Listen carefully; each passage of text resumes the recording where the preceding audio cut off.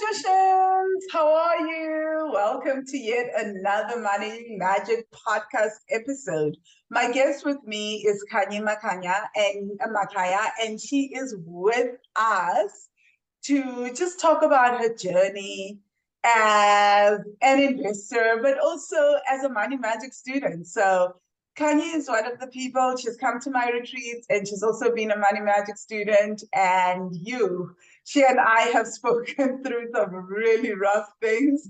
And now she's coming out on the other end and has so much wisdom. We've just been talking before I pressed record. And I was like, oh my God, we're getting to the juiciest parts before I've even pressed record. Let us record. So without further ado, welcome, Khanyi. Thank you for saying yes to the podcast. Good day to you, Vangile, and thank you for having me here. It really is a pleasure. Oh, thank you, Khanyi. So, guys, if you don't know, the Money Magic podcast was started because I decided I was going to interview my clients. I figured I could get to like 200 episodes just interviewing my clients. In the middle of all this, I was like, okay, no, let's have other experts come in. I don't have to make it all about my clients. So Khanyi is one of those. Before we get started and dig into your journey though, Khanyi, who are you as a soul? How do you define yourself as a soul? And then tell us what you do for a living. So who do I define myself as a soul? I thought this one would be easy to answer. Without maybe going into a definition first, I'd say my soul is in a good space. It hasn't been in a good space probably for the last 5 years. So it's really getting out of a very difficult space, but it's a happy space and it's a happy soul. Being someone who's spiritual, these are things I think about all the time. So I do understand that I'm a soul having a physical experience, and I think I've had to ride certain waves, and so the soul has needed these experiences. I respect that. Often it has not been easy on a physical level, but I've accepted that the soul needed these experiences, to get us to where we are now. So definitely, my soul is great. It has this innate ability and eagerness to want to learn and to experience things and take risks. And so yeah, my soul is in a good space. Oh. There's actually been no one person that has responded to the same way to has responded the same way to this question ever in this podcast. Wow, I think yours is I don't know what episode it is, but it's over 100 episodes and everyone has a different answer. I love it. So what do you do for a living? Well, I come from a background of banking, finance, and treasury. My last real big job was investor relations at an electrical supply company. And it was just a great time to be working at that company at that time. And then when I turned 40, I had a baby. So I did have some kind of an esoteric crisis, I think, and I really wanted to go into education. And so I did some postgraduate work at university, and then I went into teaching. And I love teaching at foundation phase, grade R to 3. But mostly the work that I do now is training adults, especially in mathematics, trying to help adults integrate mathematics into understanding the economy, so using mathematical tools and concepts to understand the economy. I'm very, very big on that, because it also allows me to then go back and help with the foundational stuff that they didn't understand in mathematics. So it really serves a big desire one, to teach, but number two, to develop others. And then property. So these are the two things that I do with passion. It's property and training. Yeah. Mm. Wow, wow. I love that. These are the things you do with passion, Yeah. assuming that there are things that we don't do with passion, which is true, because Yeah. we are adulting at times. I won't lie, I'm not good at that. I'm not doing with passion. But your work is passion work, though. It is, right? So that's what I'm saying. I'm Yeah. not good at not doing a thing with passion. My work Yeah. is, oh, I love it. So, how do you come? Actually, before we start with that, my next favorite question is, how do you explain money to an alien, the concept of money? Being down to earth and said, what is money, Kanye? What would you say? So it's interesting, right? Because whenever we talk about a concept, we have to have a nomenclature. So we have to have the choosing of name for things. So I suppose even if we were talking to aliens, we would have to decide and establish whether we understand the same terms, right? There are certain concepts that we have to agree. Because if we don't agree on those basic concepts, then we won't be able to explain what money is. So what I mean is that we have to be able to understand value. So do aliens have a sense of value? Does what matters to us, does it matter to them? And also, what are their values? So because values are a big driver of our behavior, right? And then desire. What do we want? What do we want for ourselves, right?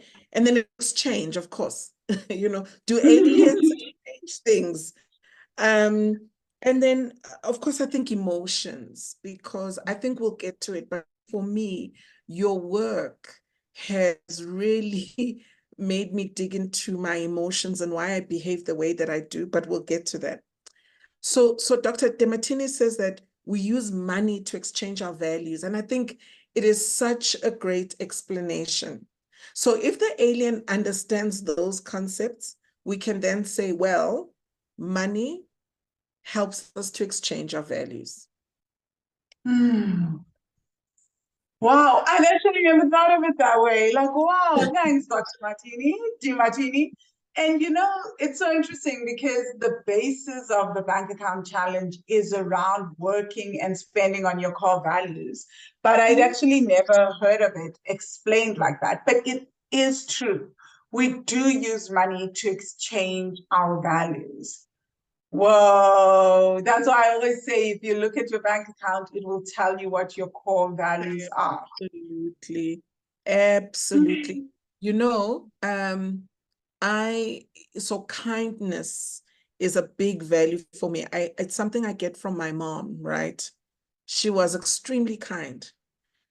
But the problem with kindness is that if you're kind and you're a fixer and you're probably a rescuer, it's a recipe for disaster. Mm, Um, mm, and it's something I really, really had to learn, that sometimes being kind means not giving in and just rescuing people financially. Like, you know what I mean? Yeah, it's been a big lesson for me. It's been a big lesson for me because I think, if kindness also goes with pleasing, right? We're mm, pleasers, I think, until we try to understand why. Why is our dominant emotion to please? And so we lose a lot of value, I think, through through pleasing others, even at our own expense. mm. So yeah, this is important work. This is seminal work. I tell people all the time. Mm, mm, Yes, it is. So I feel like you just described the 3-1 archetype because That is literally the identity of the sweet one. The sweet one is born into a family through ancestral karma to be the glue of the family.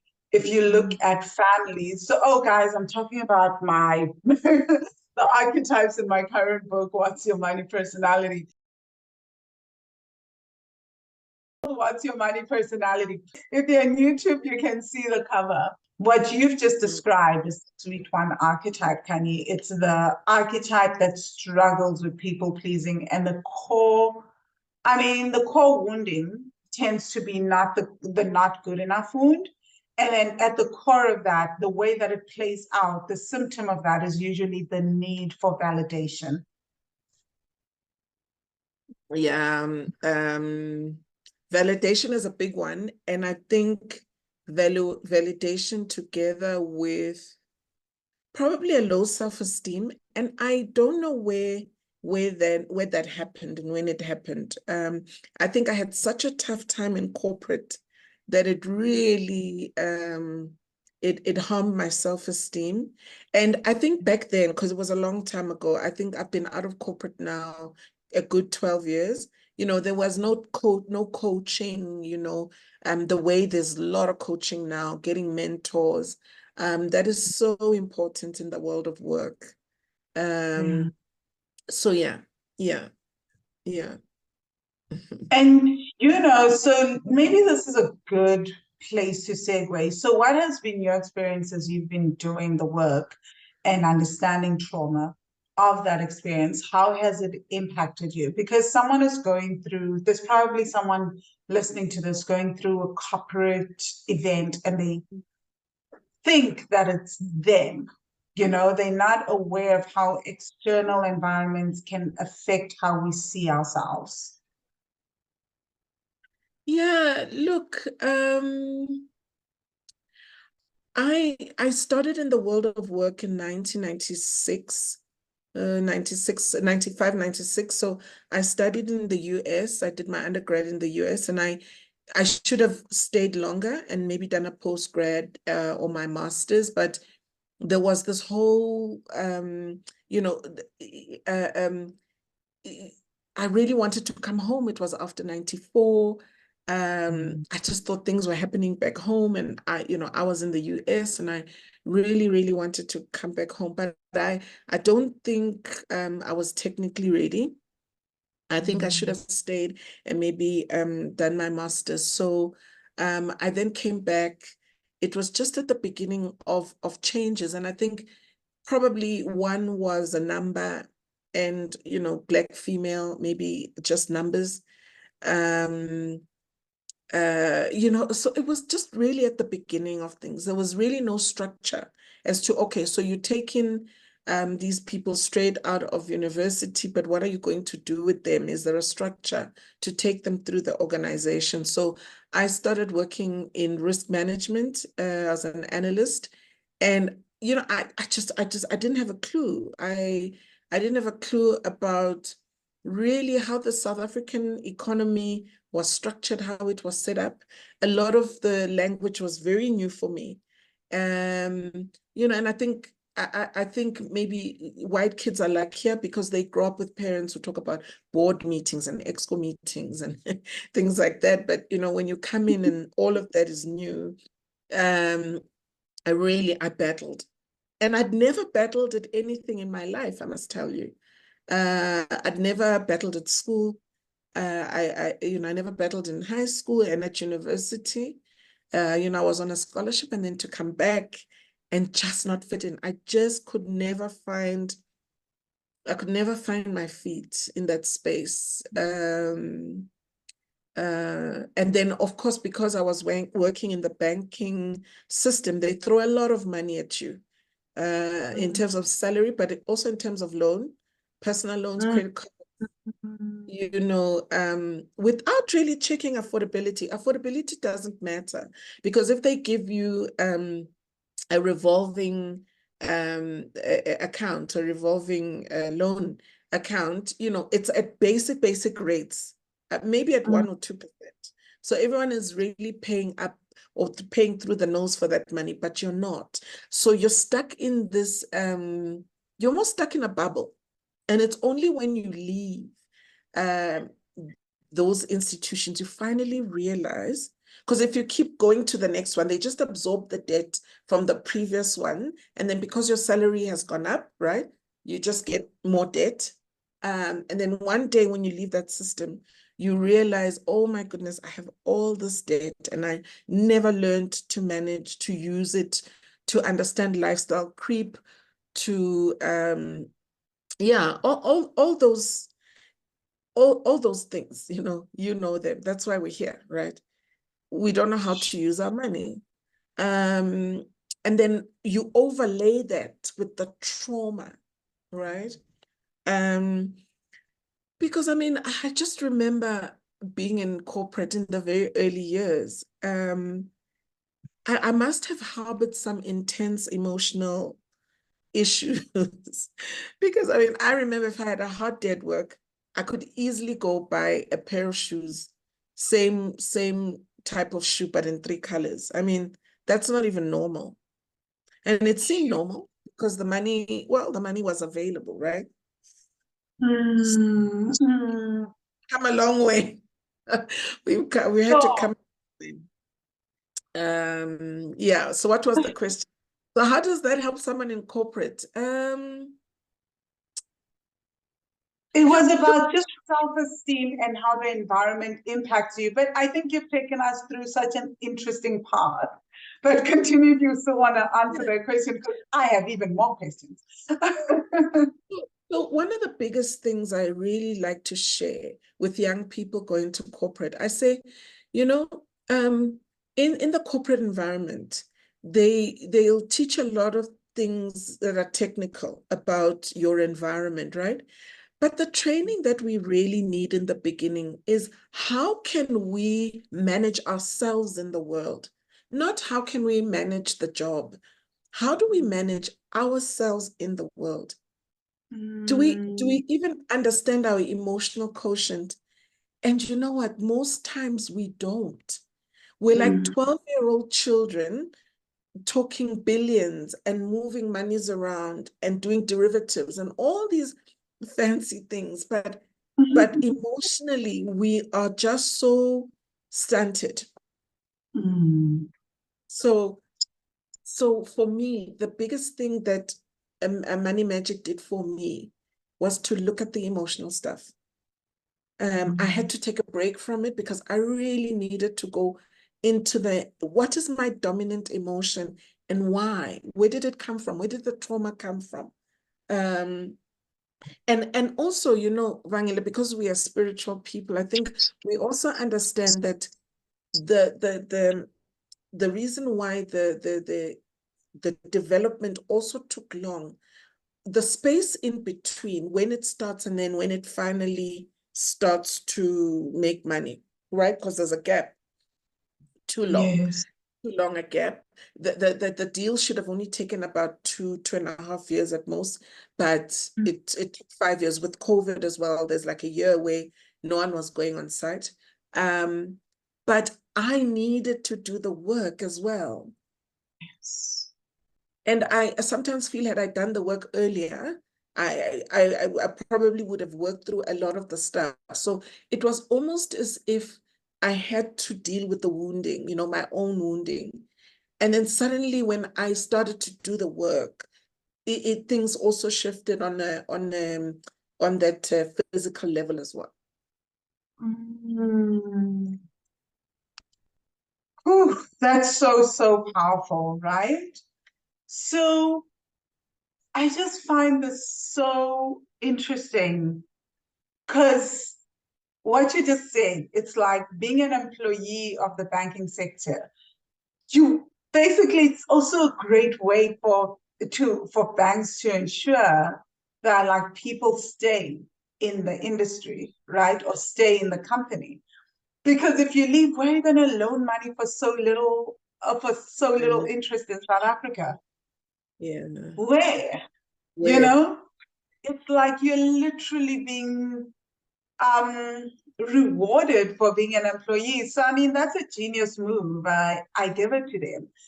What I'm very, very interested in is you guys were taking all this money. Was there ever any talk of generational wealth building? I mean, you are in the banking industry. Did you guys ever think, wow, were you ever talking arbitrage in terms of we can take this money, put it into ETFs, make 15% per annum, and then pay off the rest over time, pay off the Well, loan, well, interest? this is like 17 years ago, so I'm not sure if they were ETFs, but I have a very short answer to that, and that is no. Mm. And there was never talk of generational wealth. I think that I only learned about much later in my life, which is the reason, by the way, why I exited corporate. Oh, wow.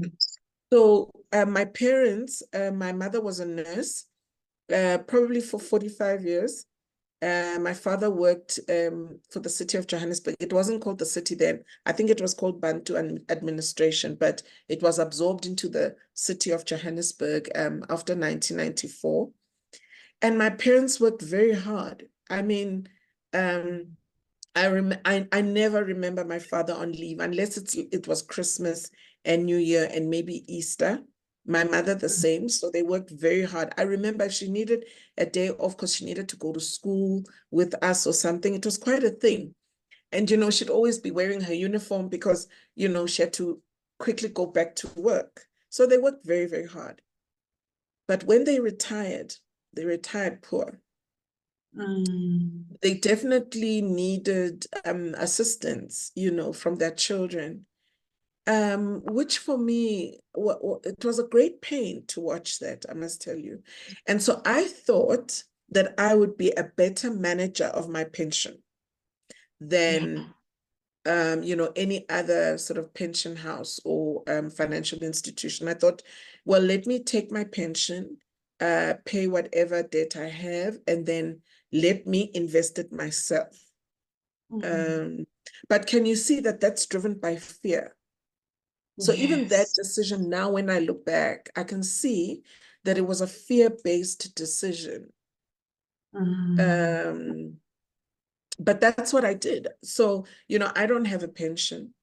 What I leave to my children is, the developments that I am doing in property now, because I also wanted to leave a legacy for them. The legacy my parents left for me was education. So I'm very grateful for that. No one can take that away. And I'm always grateful that they gave us that under Mm. very trying conditions, by the way, but they always strive to give us the best and support us through that. So, we went to schools where you needed hockey sticks and tennis rackets, and these were not cheap for our parents, but they would have rather given us that than buy themselves fancy clothes and things like that. So I'm grateful for that. But out of fear, I then made the decision that no, I wouldn't wait until I was 60 to exit corporate. I was going to exit corporate at say 40, 42 years old, and then I would then, invest this money myself. Mm. Whew. Wow. Wow. So when did it start to click to you that, wait a minute, this is like financial um finances or financial freedom has nothing to do with numbers and budgeting and it has nothing to do with that. Because I know you and I have a very similar journey in some ways. You went to Yeah, St. Mary's, I went to St. Mary's. yes, You studied in the US, you studied finance, I studied in the US. yeah, I also I did my MBA out there. So I get it. You go to these top schools, the creme de la creme.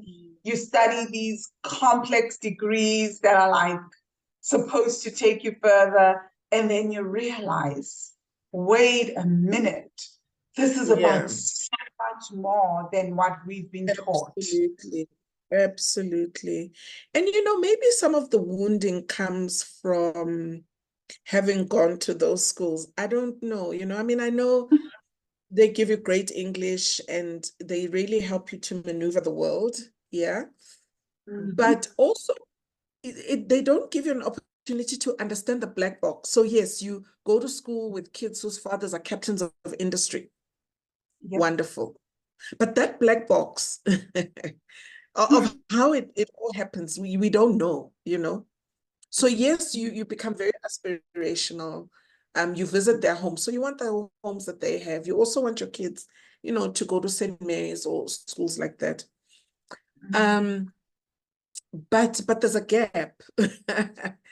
There's definitely a gap. And also we went at a different time to now.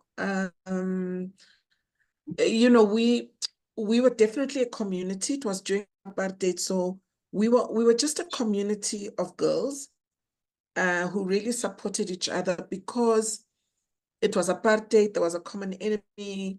I don't think we were terribly liked. I mean, you know, um, especially by maybe some of the teachers. I don't know. I don't know, right? But definitely we didn't, we were a community of girls and of Black girls, and we supported each other. And we did not see past your parent, your mother's a nurse, your father's a doctor, you know. It was really a classless um system, you know, community. It was a beautiful community. A lot of those girls I've kept in touch with. Maybe not as many as I would have liked, but definitely at the time, it was a very nourishing and supportive community. So I think we also went to those schools at very different times. It doesn't.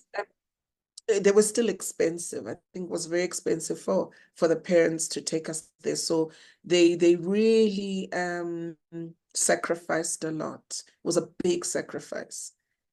Mm. But I still feel there was a gap. So you then come out of you come back, you come out of university, but you cannot really access those networks. Yes. You think you may be able to. You think, well, if it shows up on my CV, maybe it'll open a door for me. I can tell you for free that it did not do that for me. Mm. Um, it did not do that for me. I didn't really struggle to get my first job.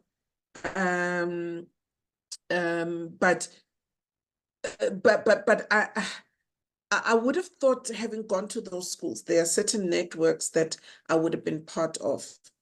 But no matter, I think what is important is we build networks. We've really got to build our own networks instead of looking to the networks of others, you know. Mm. And having Money Magic as a community, I think, is important because we start to build those networks. We can then say, okay, who's an architect, who's an interior designer, who, you know, who's a contractor.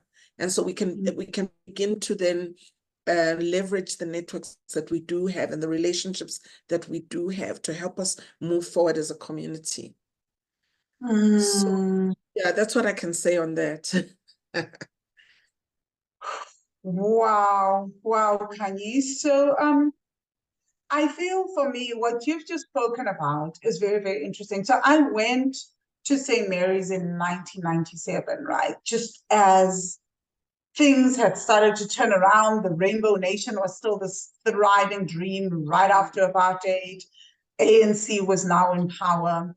And it was hella expensive for my parents, right? Well, my dad actually, but so expensive to keep us there. And for me, what I do remember is that class had already started coming in. So there was some, I haven't really kept that in touch. I speak to some of the girls, right? And some of them are like, one of them, my best friend from high school.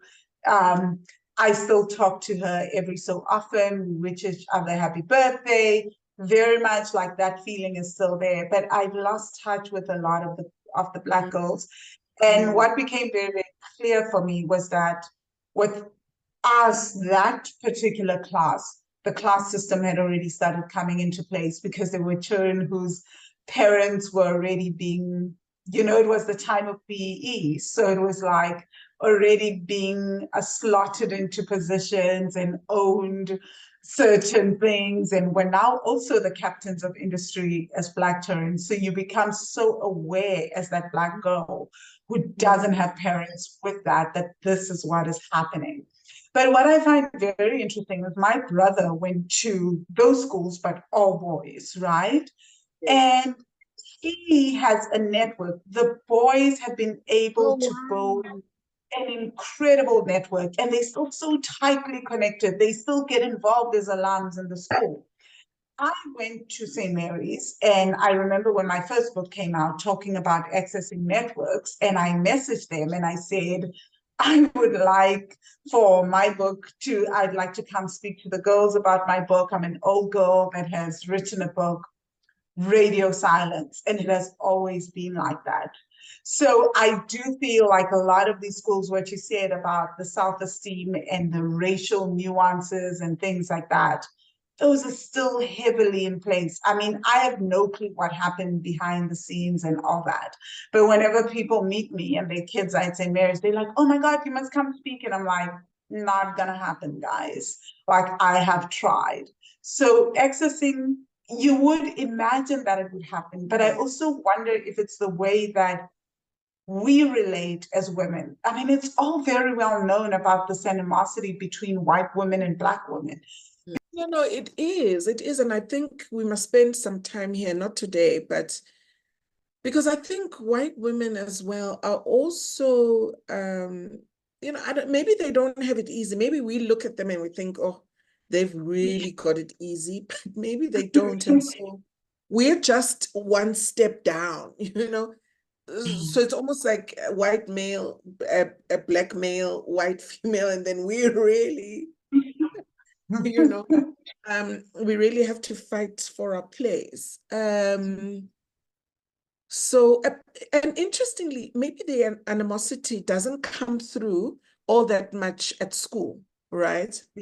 Maybe with the uniform, you all look the same. And so, if your academics are good, then, that's great too. If you're cultural or sporty, and then, but definitely it plays a very big role in the corporate space. Um, yeah. Yeah, but The in my last fighting, job, sorry, sorry, I no, was no, go going to ahead. say, we're at the bottom of the totem pole, so Oh, we're all fighting for the small piece of the pie. Yes, I can definitely see that. So it's like how the stats show that so few companies around the world have more than a third of women in the boardroom, right? So, like, whatever position opens up out of that, maybe 20% or 33% in the boardroom, because some companies have actually made it a law that at oh, least really?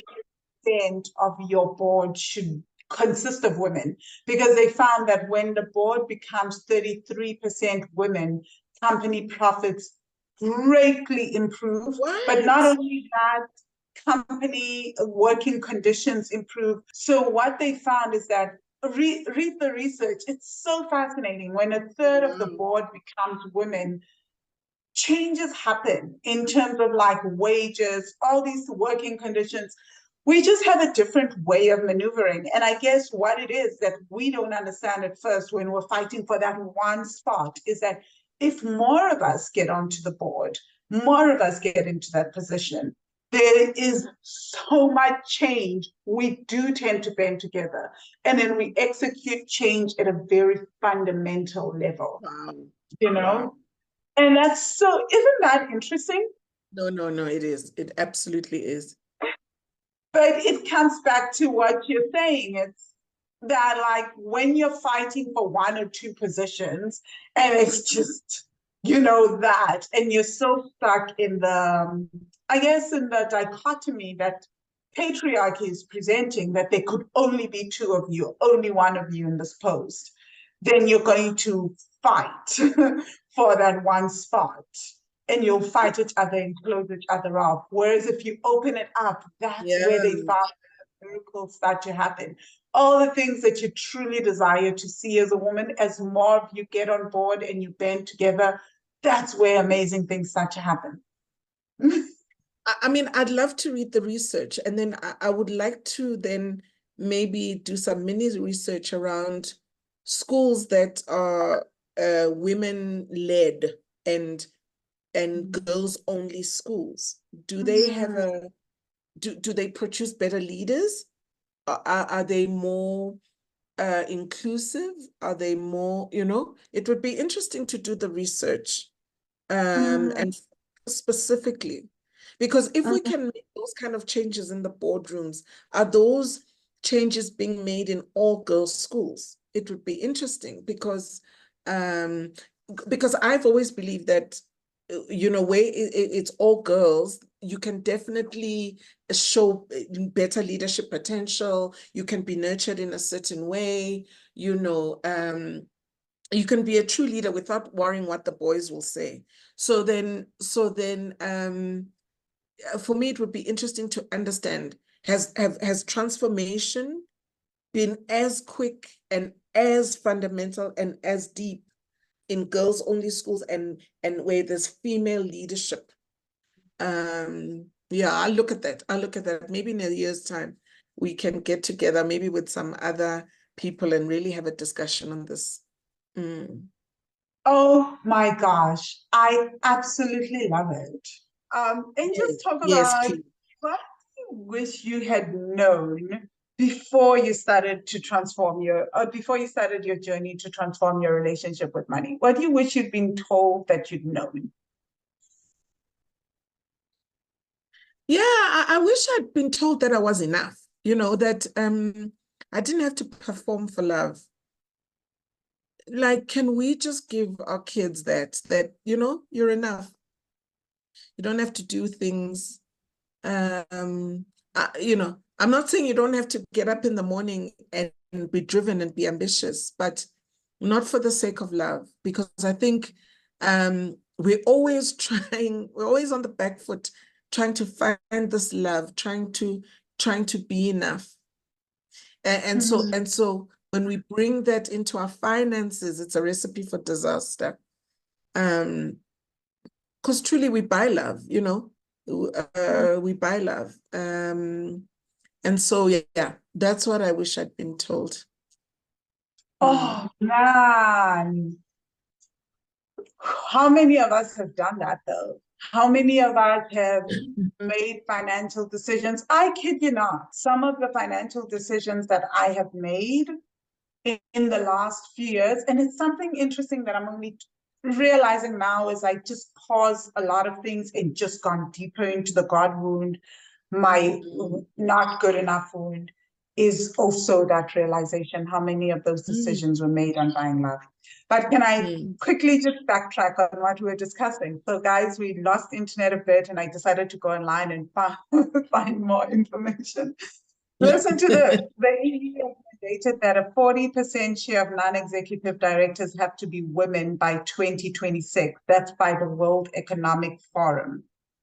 So what they found, according to a Catalyst studies, companies with most women directors have a 26% higher return on investment than those with the least. So sorry to just backtrack. Isn't Amazing. that fascinating? I'm filled with all these stats, guys. Please just don't mind me. Part of my MBA was to learn so much about gender studies and all these things. So when you first heard of the money magic course, Khanyi, what were your initial expectations though? Oh, wow. Okay, I can't wait for us to talk about this one. So I thought that end to my financial woes, instantaneous end to my financial problems. I did, and because I couldn't have seen the wounding.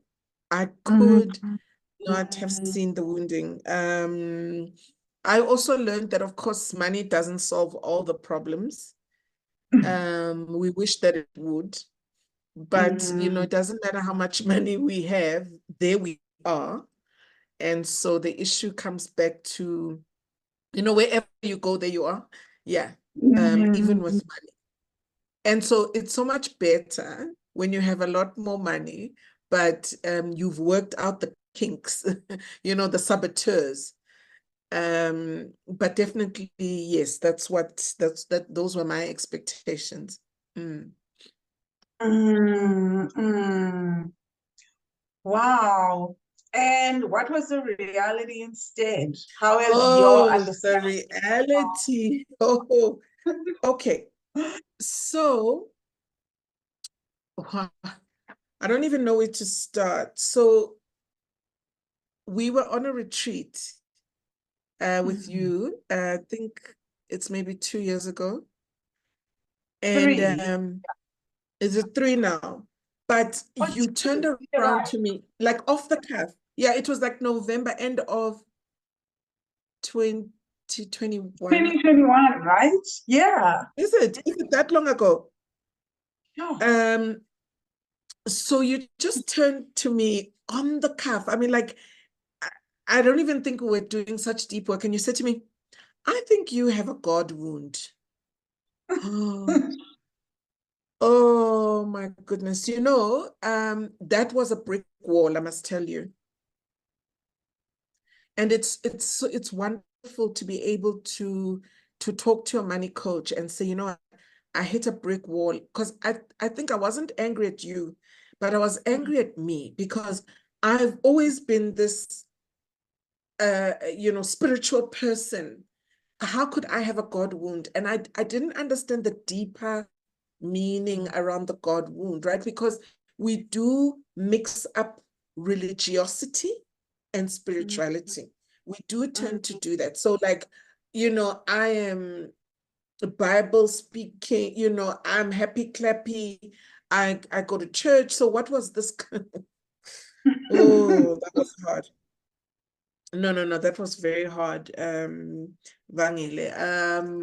And it stopped me dead in my tracks. But I think it also helped me to then to go deeper. And I loved what you're saying, you know, when you talk about the God wound, that the work is developing, right? Yeah. You know, because I thought you were saying I had religious trauma, and maybe I Yeah. did. But you've clarified it for me. I think over the years and having listened to you, you've really clarified it. That the God wound is about how we see ourselves fundamentally. And maybe I was not ready for the message at that time, but definitely you've clarified it for me. I think you've also produced a lot of new work. And so once I understood that it was about how I saw myself and that I had to fix the fractures in my own life. Um, it was very empowering, I must tell you. Because I wouldn't, at that stage, I wouldn't have looked and said, God is unfair. But I Yeah. think at a deeper level, I was saying, God cannot change my situation. And I couldn't understand because here I was, I'd prayed about this and I thought I really got a clear instruction to buy the land where I bought, you know, and I applied for the financing. That was easy enough. I mean, tick box exercise, I met all the criteria, but boy, oh boy, when the work started and the rubber hit the road, it got very, very tough. So yeah, God wound, God wound got me. God would got me here. And the God wound is Yeah. hard, hey? Is Last it the week, hardest one? I mean, I always say it's the whichever one you're on that you're struggling with is the hardest one. We all have our demons, right? Someone may go to the God wound and be fine. Some of us will go to the mother wound. And for the longest while, the mother wound was my one. It was the hard one, the hardest one. But funny enough, my God wound stems from my mother wound, right? It is also observing my mother struggle and then blaming the divine, because who do you blame? There's no one to blame. You can't blame your mother, you can't blame yourself. So something bigger than you, especially the more spiritual you are. And I know what's so hard for us that are spiritual and religious, it's that it makes us feel like, how could we have a wound when we are these faith people, you know? So it's really, really challenging. Did your relationship with money start to change when you started working on your ancestral trauma and even your God wound?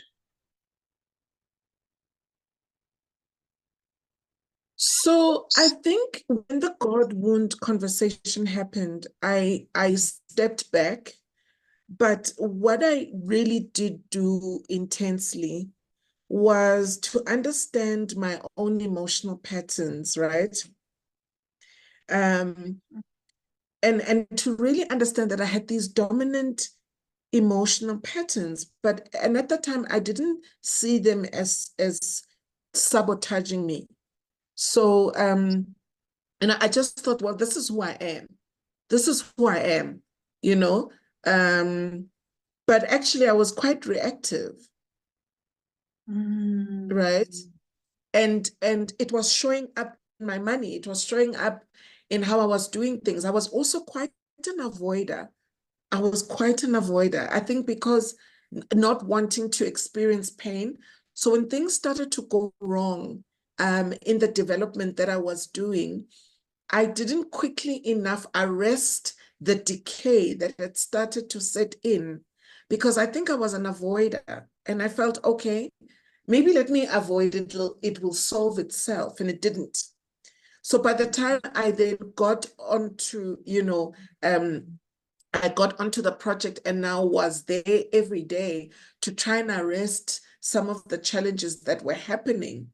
It was because I had been avoiding dealing, because I just thought to myself, well, I'm new to this thing. I'm an emerging property entrepreneur, an emerging developer. So then the project manager and the architect must see to finish.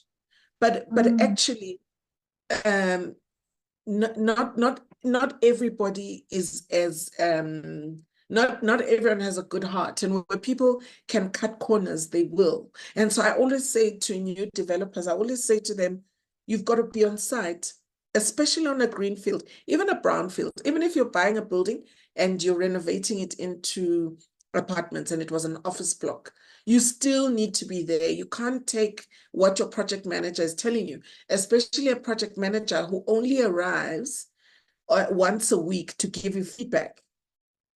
You need a site manager, and at the feedback meeting, the site manager and the project manager have to give you that feedback, but you need to do the spot checks.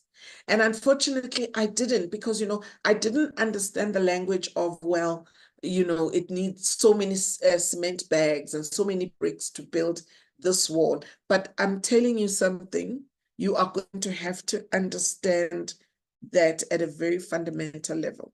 So because my dominant emotional patterns were not supporting me. I was not supporting myself the way I should have because I was avoiding. I was maybe trying to please people, so they think that, I've just got this great heart. But meantime, people were really doing things they shouldn't have been doing. So what I can say is that there really is a great need to build the emotional stamina.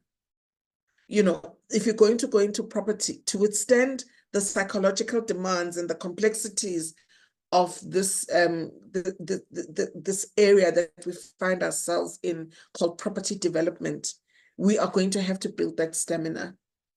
And maybe one should just look at going into the right kind of emotional intelligence that you need, even as a developer.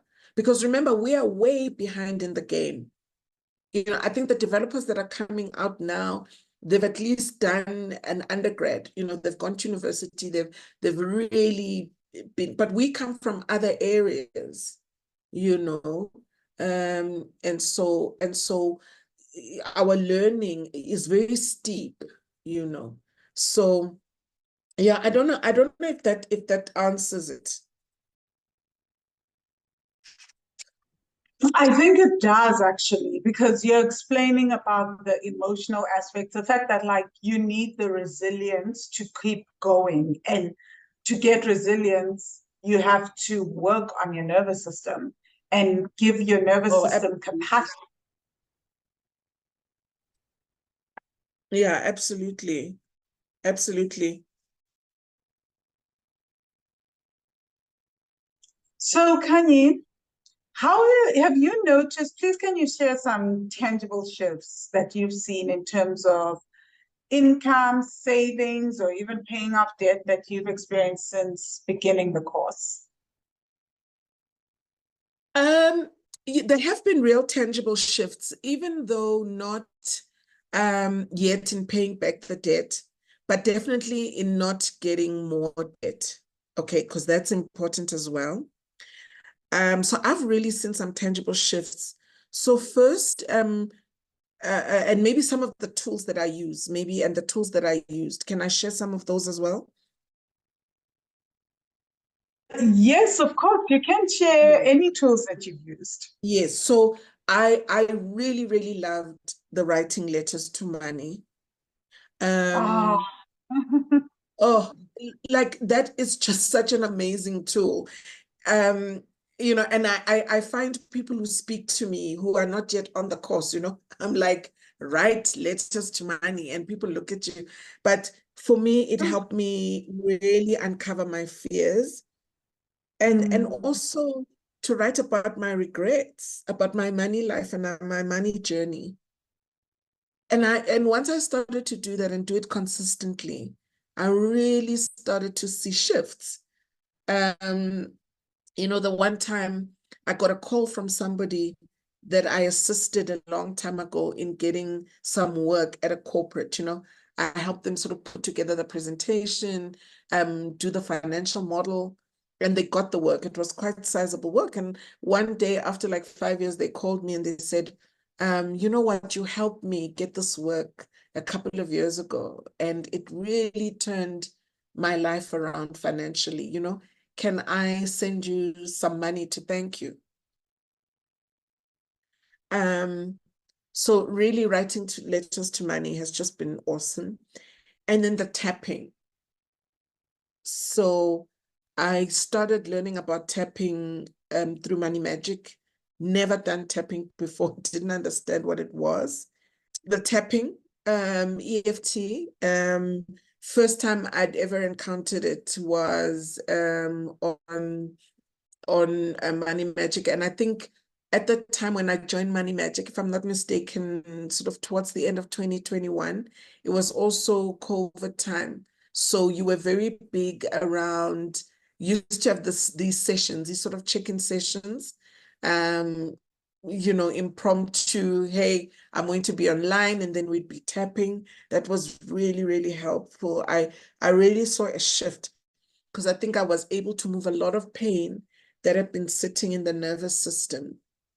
And then also the body work around ancestral trauma and, you know, this learned trauma that we're born with, you know, because sometimes we think, how is this my thing? How is it my thing? It doesn't fit into my life. And then, you know, as you sit down and you do the ancestral, all those meditations around that, you know, and you begin to ask the right questions with the elders in your family, you're like, oh, okay, so I see where this comes from, and maybe I see where that comes from. Um, so the meditations have been awesome, and the guided meditations really, really awesome. I quite liked Money as a Lover. And I think before I found the writing letters to money, I think one of the rudimental, the first meditations we do is, you know, Money as a Lover. And because it helps to see yourself, you know, it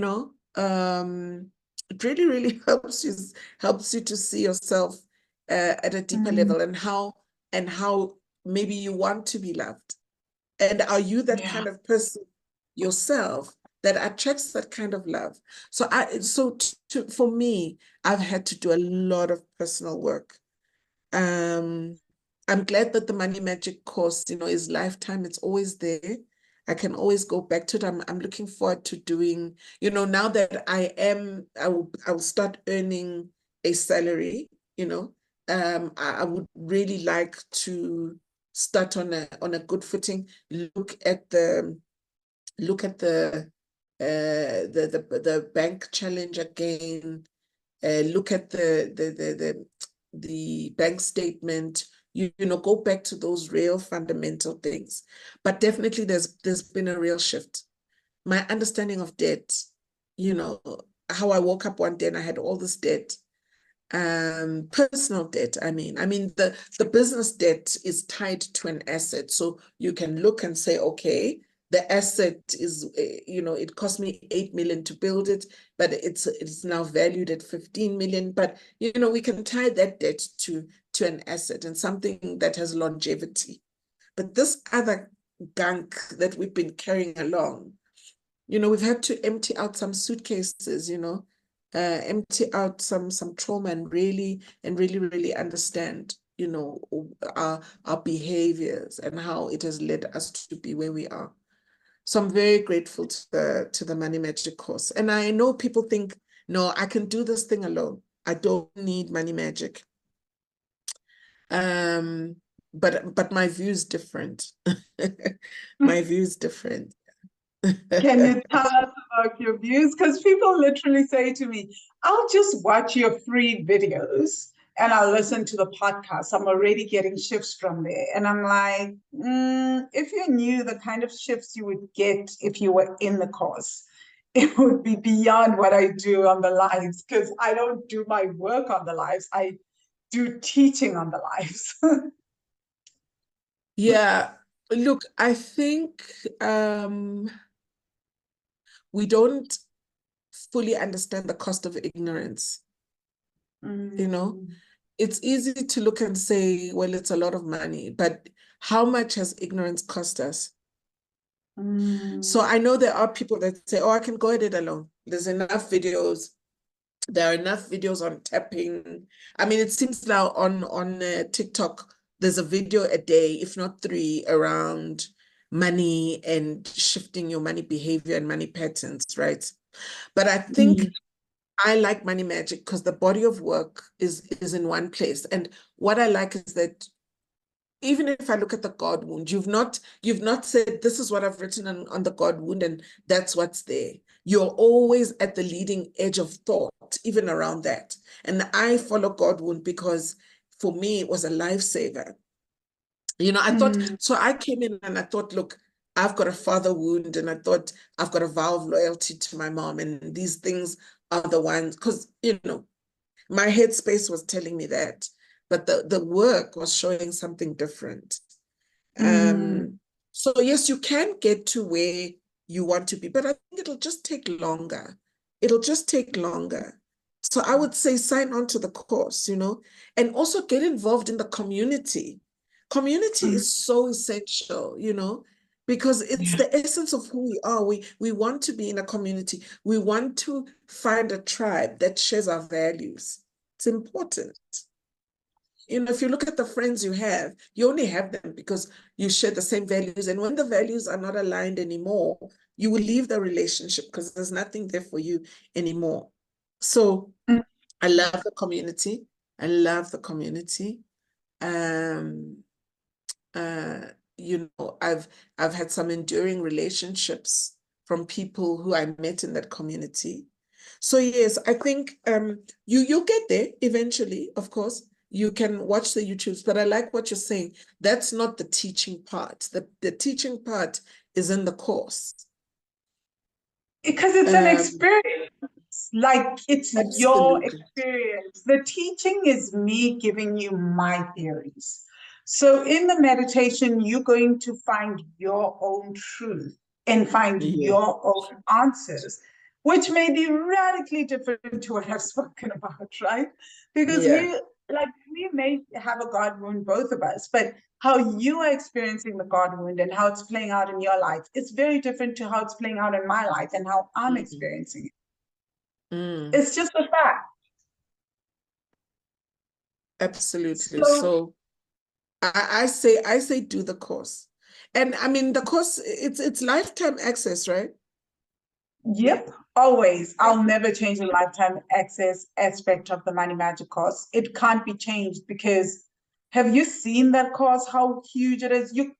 I have not gone through all the content.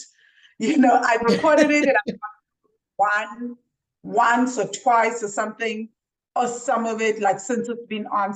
A lot of the work comes because I've done it in depth. But since I've put it on the course, I haven't Yeah. gone through all of it. Like I've just gotten stuck in one particular thing. Like this year, it's been the vow of invisibility, the God wound, the not good enough wound. And that's basically where I'm rotating in the vow of service. I honestly don't want to do any of the other meditations yet because so much is coming up from just these. And this Oh, is like out of absolutely. how many modules? I just mentioned 4 out of like something like 27, 28 modules.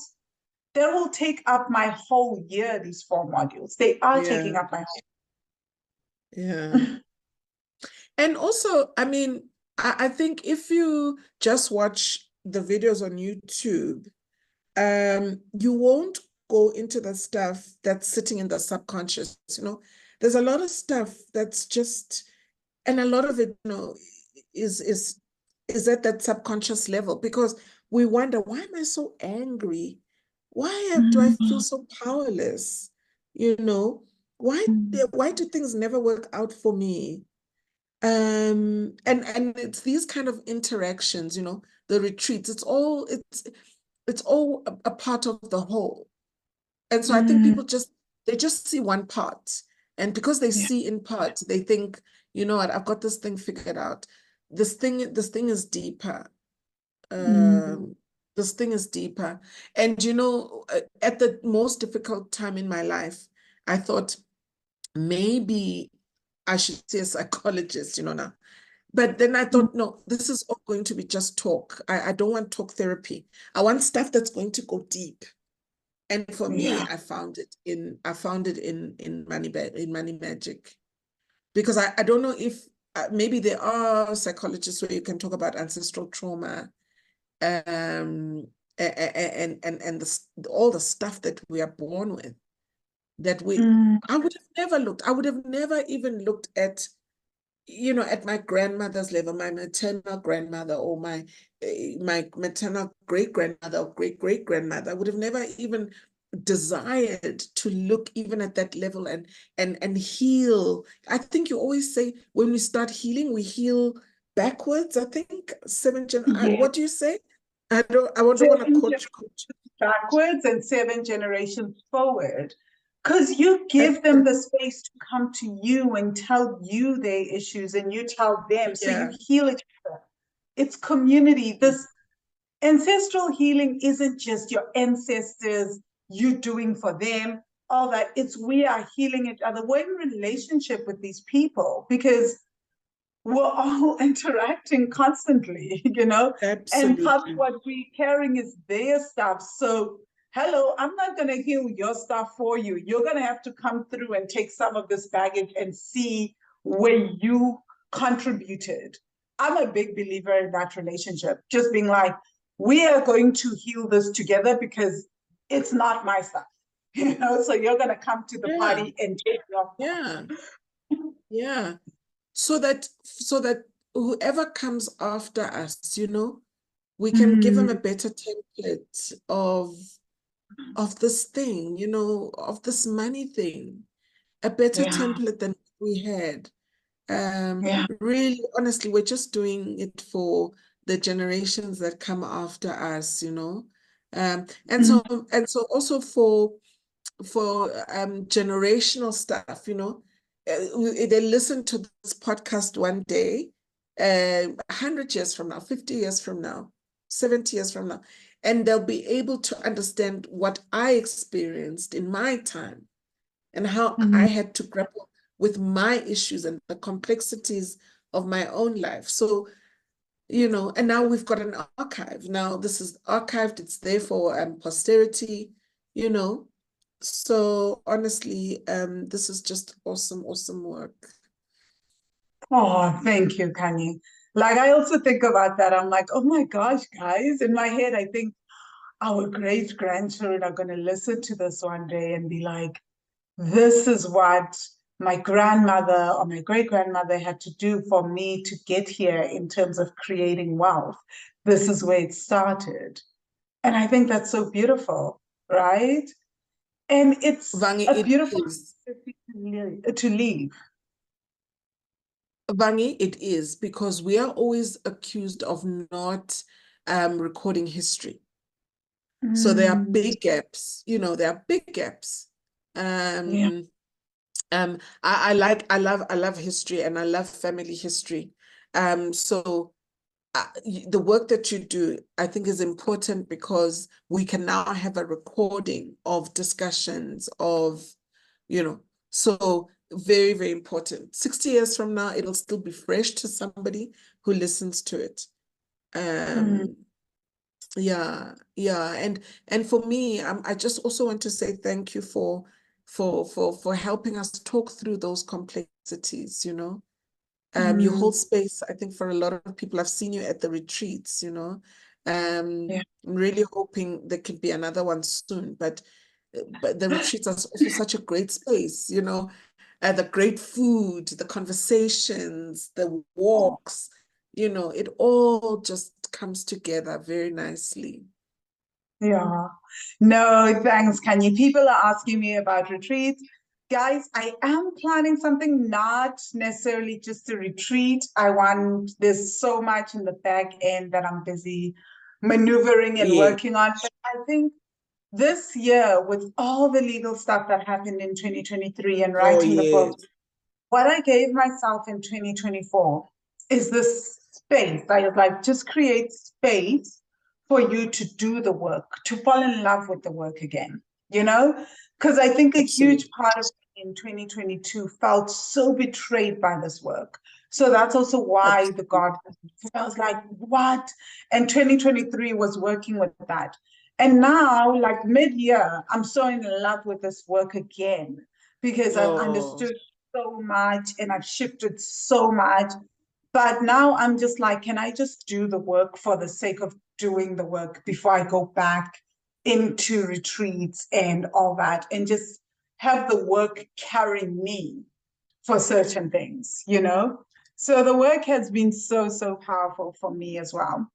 My second last question to you, Kanye, is can you describe your can you describe how your relationships have shifted since you've done the inner work? We started off with you being this kind person, this lovely person, forgiving. And I know that's a huge issue for most of us. And by the way, like a huge issue for most women, because that's just how we're built, right? yeah. So the question is, How have your how the relationships relationships? when it comes to money and relationships? How do you approach discussions around money, people asking to borrow money, like with friends, with family, with colleagues? Well, you know, I probably still give it out when I have it, of course. I Yeah. ah, I probably still give it out too easily. Mm, Because money has brought me a lot of comfort and ease. You know, once it started flowing, once the work, I was doing the work, and then things started to really shift at the end of last year when I could finally, you know, get the right permissions to you know, to get people on site and tenants and whatever. Whereas I hadn't had that for about 3, 4 years. So money brings a lot of comfort and ease. And I, I, I too, when I have, would like and do bring comfort and ease to others. But you know, it doesn't buy the most valuable things. So it doesn't mm, necessarily bring loyalty, or because I found that the people that I helped, when I couldn't help them anymore in those difficult 3 or 4 years, they were nowhere to be found. And actually, I found that they resented me because I could no longer help. And I just couldn't understand it. Wow. So maybe the kindness was just a veneer. It was just a covering, maybe, so that I didn't have to really look and think about the things that and why I was giving money so easily, and why I felt I had to rescue people. Because when they felt, well, why can't you continue? And you're like, oh, because I'm in a really bad space. They resent you. But I must say, a different kind of person shows up though. Mm, A different kind of person also shows up, which also shows that we need to go through the things that we go through, right? So that we get to where we need to get to. So it really all works together. So I'm still kind. I think I'm still kind, but I think now I do say, look, maybe you've got a challenge in this area. Maybe let's sort out this area that you have a challenge with. It's not necessarily money. Money cannot solve all the problems.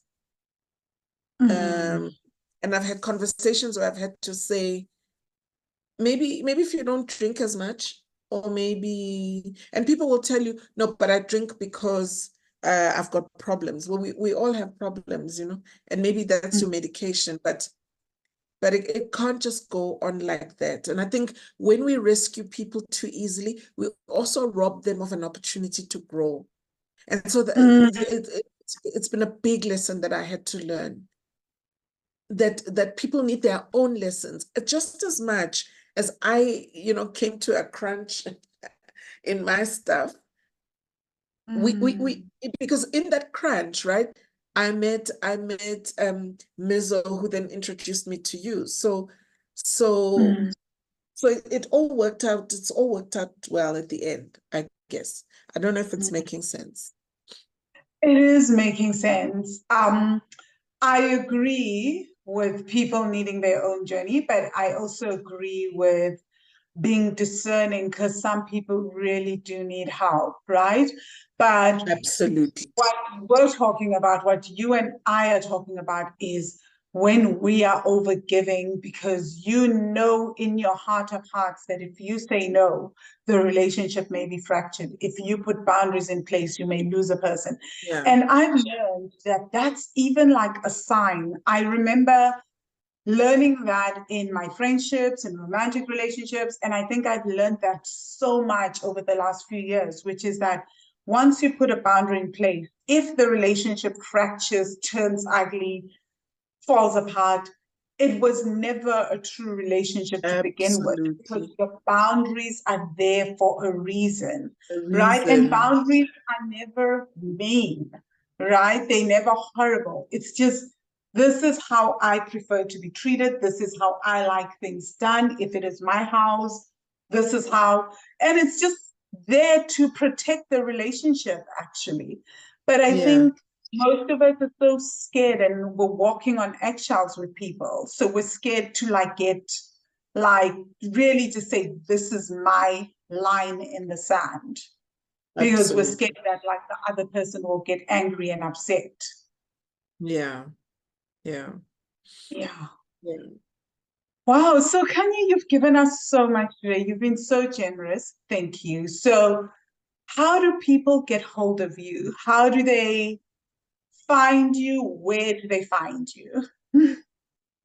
Well, I think the next step in the journey is probably having a proper website with contact details, etc. But I think through you, if there are any emerging developers who'd like to have a discussion, who would like assistance, with models, or even just understanding the journey around property development, I'm always available. I think you have my number. Yes. So I'm always available on WhatsApp. Honestly, that's part of the kindness and the generosity. That's it. That's talking to people, assisting people, coaching them where I can. Yeah. Yeah. Mm. So Oh, I'm that's available on my cell phone. Through you, they can yeah, they'll find me. can I also put your Facebook URL in the description so people can find you via there and message you? Yes, you may. It's just Khanyi Makhaya on Facebook, yeah. And Okay. 082-903-1938 on WhatsApp. Oh, awesome. So guys, I won't put Kanye's phone number in the description, but if you're watching on YouTube, listening on iTunes, Podbean, etc., look in the description. Her Facebook URL will be on there. Thank you, Vangile. It has been an absolute pleasure. Thank you for all the work you do. Thank you for helping me with my own shifts. Yeah, I hope to see you soon. Oh, definitely. Thank you, Khanyi. And thank you so much, Money Magicians. Yes, and before I hop off, Money Magicians, I want to remind you that the Money Magic course is open for registration. So the links are at the bottom in the description of this podcast episode. So just check it out. You can go sign up, or you can just hit me up via email, and we can go and have a discovery call. So if you've listened to what Khanyi has said and you're like, oh my God, I want to be part of this course. This course is incredible. I mean, you can hear that like the course is actually created for those of us who have been on the journey. We know what it's like to do the right thing. We've done the courses, we've been at this entrepreneurial programs, and we've been following everything. You know, we've studied, we've done everything, and yet things are not coming together. A huge part of that is because of our ancestral money trauma, our God wounds. Some of our God wounds are ancestral, right? And I love the God wound. You'll hear a lot of my clients talk about it. And again, it's only available in the Money Magic course. I love that I developed this body of work, right? I speak about it in my recent book. But if you're listening to this and you want to be part of the Money Magic course, part of what you get when you join the Money Magic course is access to the bank account challenge as well. The bank account challenge course, if you are part of the course, right? But if you join the Money Magic course, you also get the bank account challenge lifetime access, right? It's part of the perks of joining the Money Magic course. You also get access to me. You have a discovery call with me and a coaching call with me, actually, not a discovery call. The discovery call is just finding out if this is the right thing for you. But when you join the Money Magic course, you get a coaching call with me, as in we coach on a particular matter, and then I walk you through how to do the course and give you a 6-month schedule, because the course is not meant to be done in a linear fashion. So now you get a proper schedule from me. You don't have to do it on your own and try to figure out, hey, this is where I should probably start. So that is really, really powerful. So I do one-on-one coaching with you. And then you also have 2 coaching sessions with Numisa in the first month that you join the Money Magic course, and you get access 24/7 for a whole month to Numisa. So that's also amazing. So her job is to help you work with the bank account challenge, help you get into your body, help you understand your relationship with the womb in the body, right? So it's a very, very powerful experience being in the Money Magic course. And of course, you get that community because you also get 2 Zoom sessions, 2 fireside chats with me, where you can come have a coaching session with me in a group setting. And those I call fireside chats. And they happen on the 2nd Monday of every month and on the last Monday of every month. So you show up to the fireside chat, whatever issue you have, we work on that issue. Sometimes I do guided meditations, breath work, EFT tapping on those sessions. So you don't have to do it alone, right? So if this sounds like something that you want to be part of, and you can see how it can shift your income, how it can lead you to building generational wealth, getting out of debt. So the point of the bank account challenge is to change your spending habits and to increase your savings. The Money Magic course helps you, focuses on getting you out of debt, staying out of debt, increasing your income, building an investment portfolio, and really building generational wealth. That's where these courses are different, right? So if you want to build a business, the Money Magic course is for you. If you want to increase your income and do all these things, and you really want to change things within your family for the next generation as well. As you heard, Khanyi's leaving a whole beautiful legacy for her children. Then, yeah, let's have a conversation. But thank you so much for listening to this podcast. If you have enjoyed this podcast and you're loving what this podcast is about, you're loving the conversations, you're getting aha moments, please share it with your friends and family. Please leave us a comment in the YouTube section, in the comment section of YouTube. Leave us a review on iTunes. Leave us a review on Spotify. Thank you so much for constantly tuning in and listening. Have a fantastic day further. And I look forward to seeing you guys in the next Money Magic podcast. Cheers.